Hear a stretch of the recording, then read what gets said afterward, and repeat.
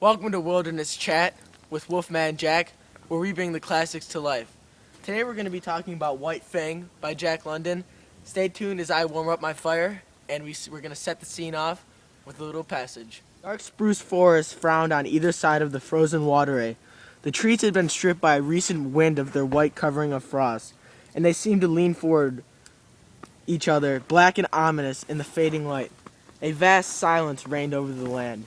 The land itself was a desolation, lifeless, without movement, so lone and cold that the spirit of it was not even that of sadness. There was a hint of it of laughter, but of a laughter more terrible than any sadness, a laughter that was mirthless as the smile of the Sphinx, a laughter cold as the frost and the parking of the grimness of infallibility.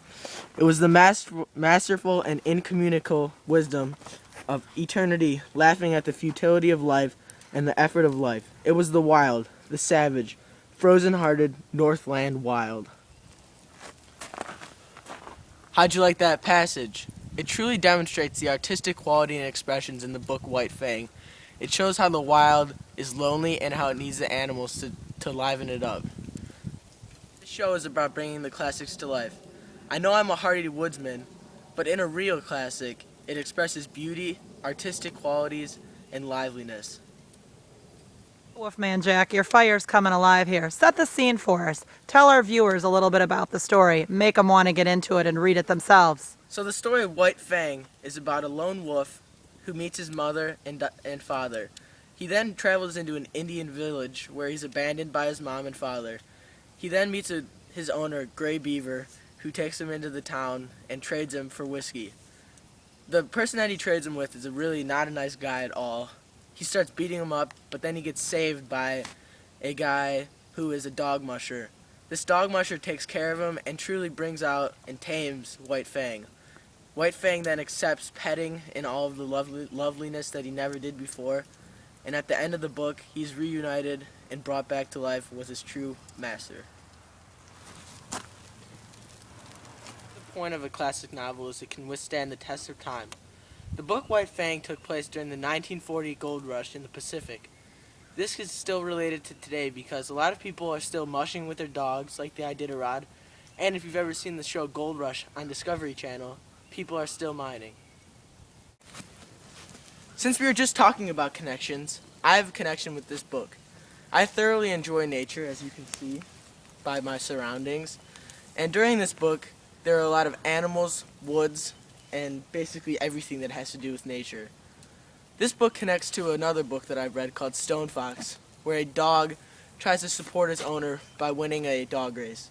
He falls short of the finish line because he dies because he was determined so hard. This connects because White Fang tries very hard to please all of his owners, but is determined not to fail.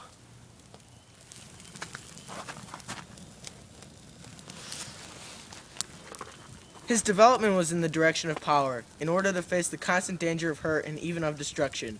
He became quicker of movement than the other dogs, swifter of foot, craftier, deadlier, more lethal, more lean, with iron-like muscle and sinew, more enduring, more cruel, more ferocious, and more intelligent. He had to become all these things, else he would not have held his own, nor survived the hostile environment in which he found himself.